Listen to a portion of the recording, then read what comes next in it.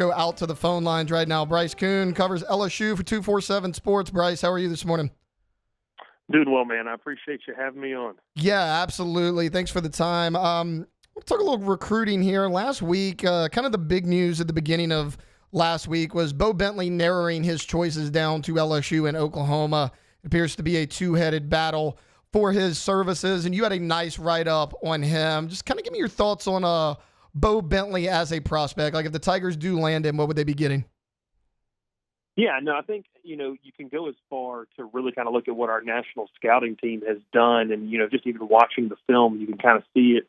I think LSU fans will get a better glimpse of it now that he's in the SEC. But that college comp right now is John Mateer. And I think when you have a guy that you kind of look at some of the stats that Mateer has put up at the college level so far, I mean, a great year last year out west, and we'll see what he can do in Norman. But and just a guy that can, I wouldn't say a true dual threat, but really a player that can just hit you in a multitude of ways. And so, there's a lot of, I would say, I guess, qualms some people have, some gripes to have about Garrett Nussmeier's game, if you want to, about the maybe unwillingness or inability to run the football. Bo Bentley's a guy that I think that, he's not afraid to tuck it and pick up some yardage there. He's willing to do it. He's not the pure runner that a guy like Jaden Daniels obviously is, but, just can hit you in different ways. Then I think the biggest part about it is just the precision and accuracy that he has showcased at all three levels, not just in the short and the intermediate, but kind of the deep ball there as well in the high school level. And that's something that Joe Sloan, like when you go out to these camps, especially in the summer when they host the top quarterbacks each year, that's something that Joe Sloan immediately puts these guys to the test. Like, hey, we are going to make sure you can obviously throw the 5-yard out route. We're going to make sure that you can throw the 10 to 15, but then I want to see how you can throw the 20 to 25 plus yard throw as well. And so, Bentley checks those boxes, the prospect. And look, Taylor, you followed it long enough, as well as I do, they're far from a finished product. And, our ranking system tries to do a pretty good job of these things. But I think in terms of Bentley, you kind of have the willingness to run the football and kind of be that dual threat attack. But also, man, he can throw the ball. He's got some really good accuracy and some really good touch, especially in that intermediate to long passing game. Where do you think the Tigers stand with Bentley? Like, LSU, Oklahoma, like, you think anybody has the lead right now?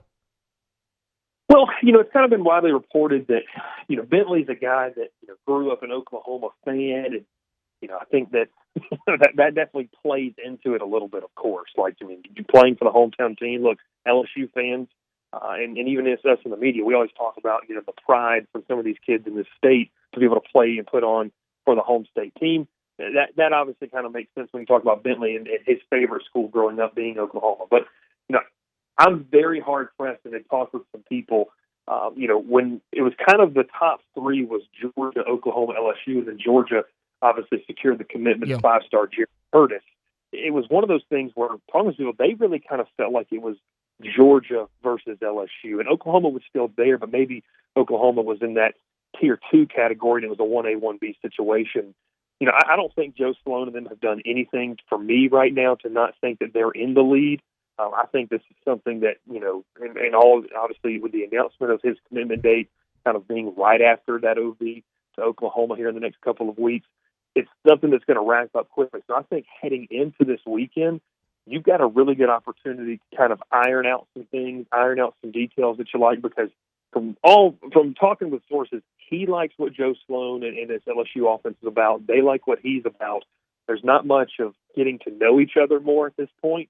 It's really kind of, the plan, the purpose, the pitch, making sure you hit on all those right marks this weekend.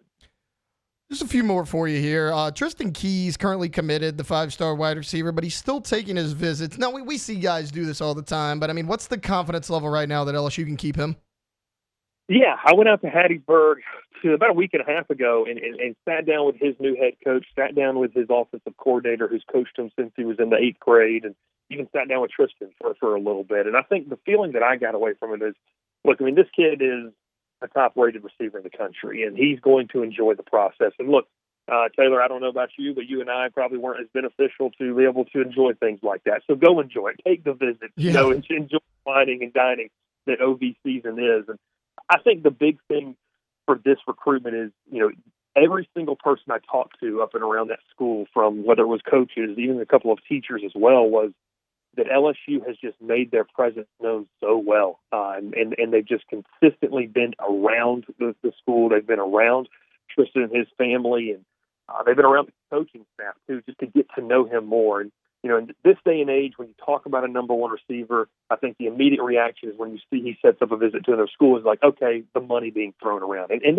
that's a piece of the puzzle for sure when you have that high of a ranking and you're that type of player. But just talking with Keys, like, the big message that LSU has hit home with him is that we can offer you opportunities to help yourself and help your family now, but this is a place where you can come and you can not just get the first NFL check, but we're getting guys that we're developing and they're getting that big second NFL contract, and that's kind of the big piece of the puzzle. So look, it doesn't hurt when you have obviously the track record that LSU does, even as recently as Brian Thomas Jr. and Malik Neighbors, who are just lit on fire last year. So I think heading into the kind of, where he's going to take some more visits, I still feel comfortable saying LSU, is winning the battle. That's kind of how I talk about recruiting now. You got to win the war.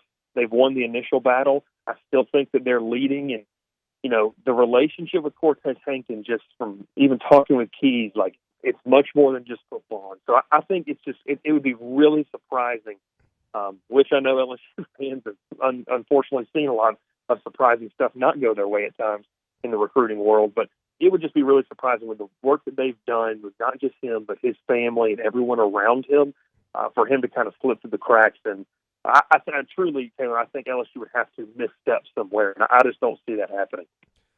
Well, Tiger fans really appreciate that, Bryce. We are up against a hard break, but real quick before I get you out of here, where can people see more of your stuff? Of course, man. No, Geaux247. Come join us. It's a great time. We've obviously got OB season kicking off this weekend. As we were talking, I'm working on a big piece, kind of previewing a couple of the targets that are coming in this weekend.